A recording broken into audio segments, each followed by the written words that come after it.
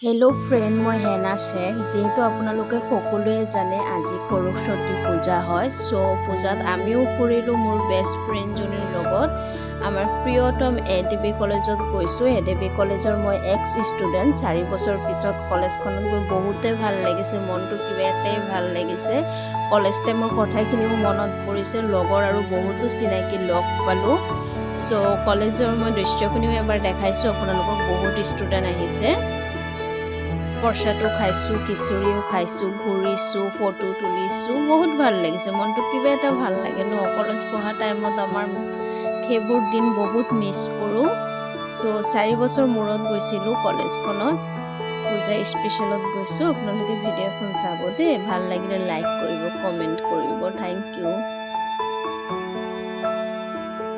Are you ready?